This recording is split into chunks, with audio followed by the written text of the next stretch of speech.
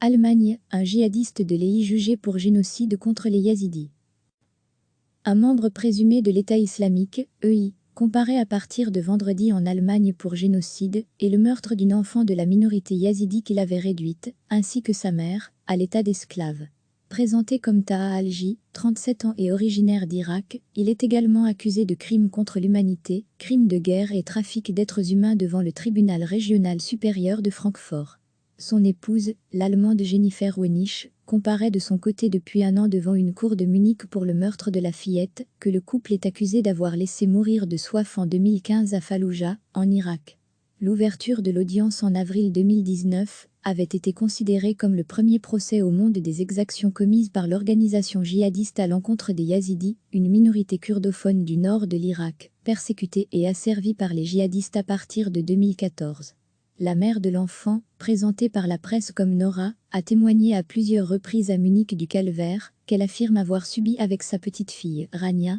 Selon l'acte d'accusation, Taha Alji avait rejoint dès mars 2013 les rangs de l'EI et occupé jusqu'à l'an dernier diverses fonctions pour le compte de l'organisation Araka, capitale du groupe EI en Syrie, mais aussi en Irak et en Turquie.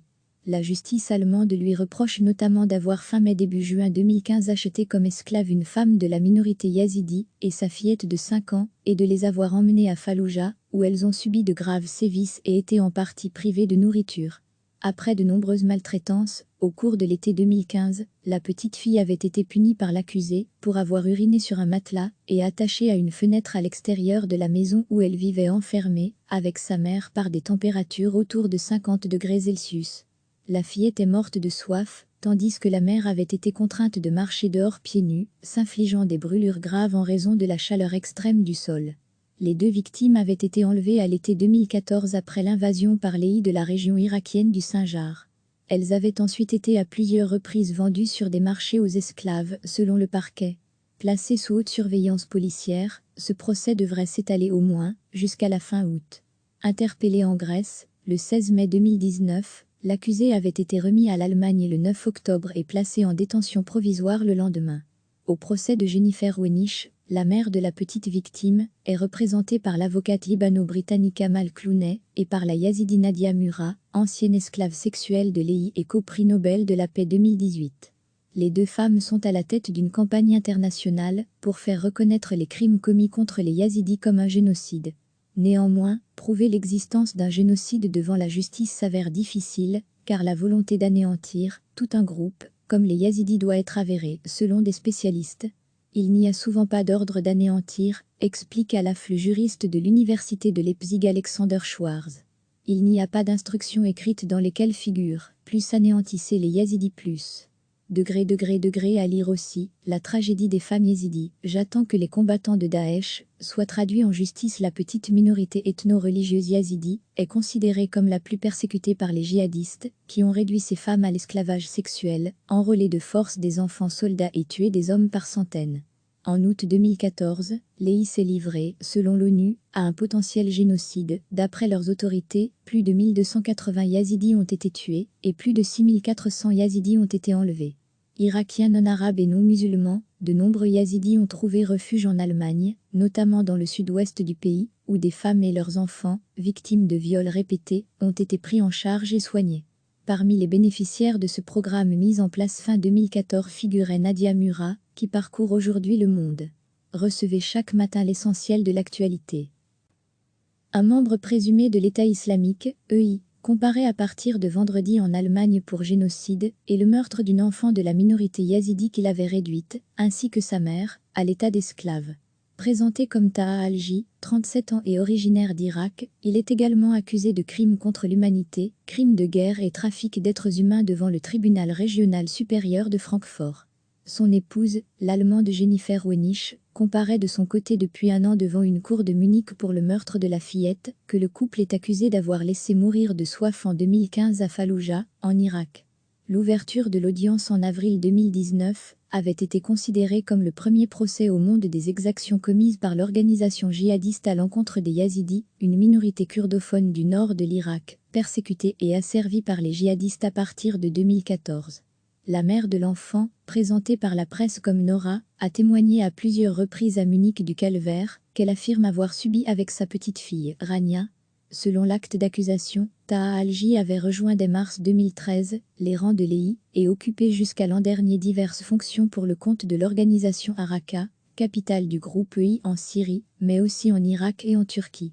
La justice allemande lui reproche notamment d'avoir fin mai début juin 2015 acheté comme esclave une femme de la minorité yazidi et sa fillette de 5 ans et de les avoir emmenées à Falloujah, où elles ont subi de graves sévices et été en partie privées de nourriture. Après de nombreuses maltraitances, au cours de l'été 2015, la petite fille avait été punie par l'accusé pour avoir uriné sur un matelas et attaché à une fenêtre à l'extérieur de la maison où elle vivait enfermée, avec sa mère par des températures autour de 50 degrés Celsius. La fillette est morte de soif, tandis que la mère avait été contrainte de marcher dehors pieds nus, s'infligeant des brûlures graves en raison de la chaleur extrême du sol. Les 2 victimes avaient été enlevées à l'été 2014 après l'invasion par l'EI de la région irakienne du Sinjar. Elles avaient ensuite été à plusieurs reprises vendues sur des marchés aux esclaves, selon le parquet.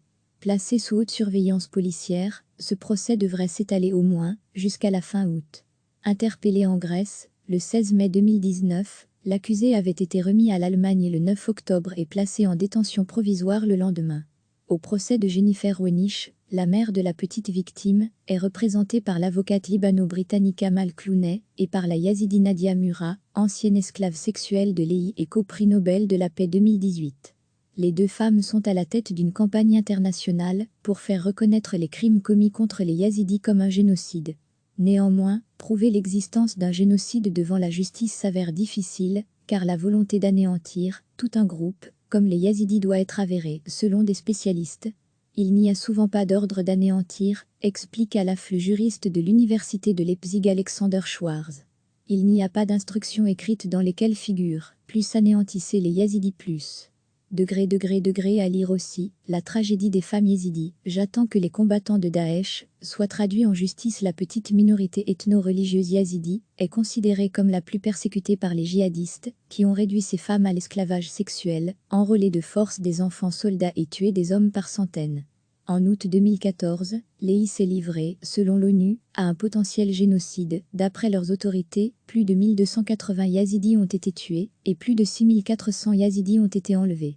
Irakiens non arabes et non musulmans, de nombreux yazidis ont trouvé refuge en Allemagne, notamment dans le sud-ouest du pays, où des femmes et leurs enfants, victimes de viols répétés, ont été pris en charge et soignés.